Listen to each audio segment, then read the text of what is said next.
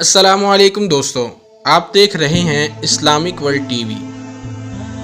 دوستو، ترکی اس دنیا میں اپنا ایک الگ مقام رکھتا ہے اور ترکی کی ثقافت ہزاروں سال پرانی ہے۔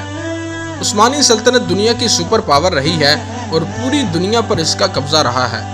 جب عثمانی سلطنت ختم کر دی گئی اور ترکی کو ایک ماڈرن اسٹیٹ بنا دیا گیا تو تب سے آج تک ترکی نے بہت کوشش کی کہ اپنا کھویا ہوا مقام حاصل کر سکیں، لیکن دوستو 100 سال کا ایک ایگریمنٹ کے تحت اس کے ہاتھوں کو باندھ دیا گیا۔ ترکی میں ایک عمارت ہے جسے آیا صوفیہ کہتے ہیں۔ آج کی اس ویڈیو میں ہم آپ کو اس کی تاریخ اور کچھ ایسی ہی انفارمیشن دیں گے جسے آپ یقیناً نہیں جانتے ہوں گے۔ اس سے پہلے گزارش ہے کہ ویڈیو کو آخر تک دیکھیں اور چینل کو سبسکرائب کرنا مت بھولیں۔ تو دوستو، ترکی کے صدر طیب اردوغان نے استنبول کی تاریخی اہمیت کی حامل عمارت آیا صوفیہ کو مسجد میں تبدیل کرنے کے صدارتی حکم نامے پر دستخط کر دیا ہے۔ یہ آیا صوفیہ ہے کیا؟ استنبول میں واقع ایک تاریخی عبادت گاہ ہے جو ماضی میں یونانی راسخ العقیدہ مسیحی جامع کیتھیڈرل، رومی کیتھولک کیتھیڈرل، عثمانی مسجد اور سیکولر میوزیم کے طور پر استعمال ہوتی تھی۔ دوستو، 10 جولائی 2020 کو ترکی کے صدر نے حکم دیا ہے کہ اس کو دوبارہ مسجد کے طور پر بحال کیا جائے۔ رومی شہنشاہ جسٹینین اول کے عہدے میں اس کی سن 537 میں تعمیر ہوئی۔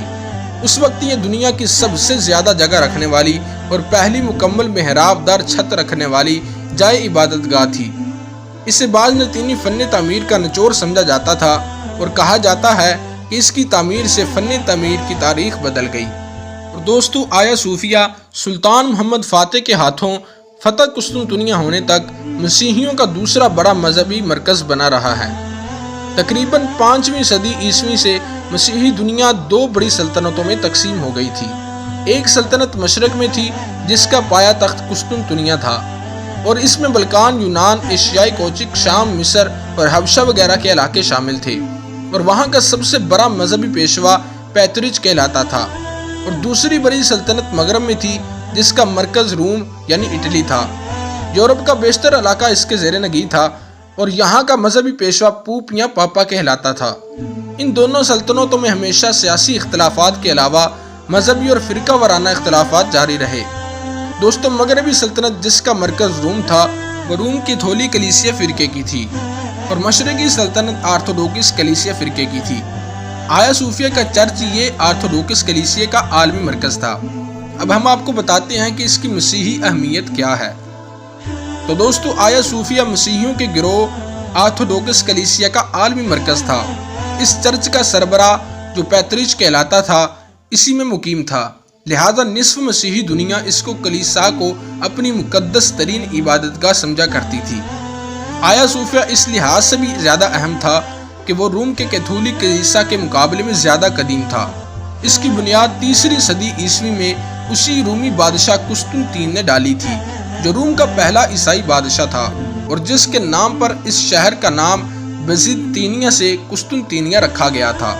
تقریباً 1000 سال تک یہ عمارت اور کلیسا پورے عالم عیسائیت کے مذہبی اور روحانی مرکز کے طور پر استعمال ہوتی رہی۔ دوستو، مسیحیوں کا عقیدہ بن چکا تھا کہ یہ کلیسا کبھی ان کے قبضے سے نہیں نکلے گا، اور اس سے ان کی مذہبی اور قلبی لگاؤ کا یہ عالم تھا کہ اب بھی آرتھوڈوکس کلیسیا کے سربراہ اپنے نام کے ساتھ سربراہی کلیسائی قسطنطنیہ لکھتا آیا ہے۔ اور قسطنطین نے اس جگہ 360 میں ایک لکڑی کا بنا ہوا کلیسا تعمیر کیا تھا۔ 6 صدی میں یہ کلیسا جل گیا تو اسی جگہ قیصر جسٹینین اول نے 532 میں اسے پختہ تعمیر کرنا شروع کیا اور اس کی تعمیر 5 سال 10 مہینے میں مکمل ہوئی۔ 10,000 معمار اس کی تعمیر میں مصروف رہے اور اس پر 10 لاکھ پاؤنڈ خرچ آیا۔ اور دوستو، اس کی تعمیر میں قیصر نے دنیا کے متنوع سنگ مرمر استعمال کیے اور تعمیر میں دنیا کے خاص مصالحے استعمال کیے گئے۔ دنیا بھر کے کلیساؤں نے اس کی تعمیر میں بہت سے نوادر نذرانے کے طور پر پیش کیے۔ جب 1453 میں عثمانی سلطان محمد فاتح نے قسطنطنیہ کو فتح کیا اور بازنطینیوں کو شکست ہو گئی تو اس شہر کے مذہبی رہنماؤں اور راسخ العقیدہ عیسائیوں نے اسی کلیسا میں اس خیال سے پناہ لے لی تھی کہ کم از کم اس عمارت پر دشمن کا قبضہ نہیں ہو سکے گا، کیونکہ وہ سمجھتے تھے کہ جب اس جگہ پر حملہ کیا جائے گا تو ہماری مدد کے لیے آسمان سے کوئی فرشتہ نازل ہوگا۔ لیکن ترک عثمانی فوج اس ستون سے بھی آگے بڑھ کر صوفیہ کلیسا کے دروازے تک پہنچ گئی۔ نہ کوئی فرشتہ آسمان سے نازل ہوا اور نہ رومیوں کی شکست فتح میں تبدیل ہوئی۔ دوستو، کلیسا میں جمع عیسائیوں کا ہجوم آخر وقت تک کسی غیبی امداد کا منتظر رہا۔ بالآخر سلطان محمد فاتح اندر داخل ہو گئے اور سب کے جان مال اور مذہبی آزادی کی ضمانت دی۔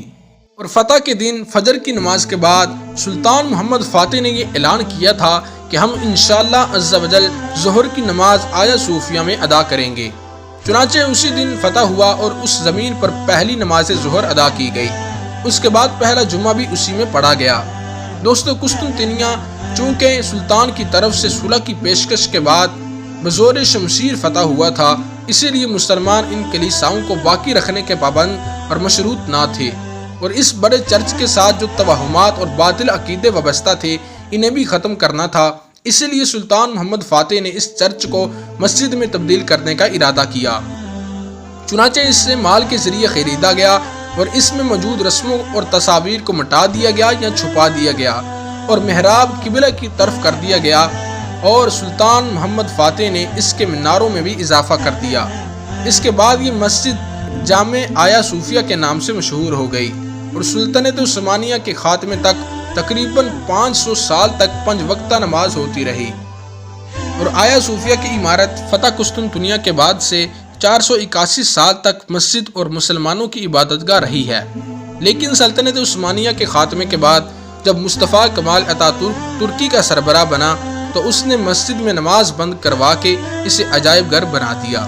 لیکن مسلمان ہمیشہ فاتح رہے ہیں، تو اب 10 جولائی 2020 کو ترکی کے صدر طیب اردوغان نے حکم دیا ہے کہ اسے دوبارہ مسجد میں تبدیل کر دیا جائے۔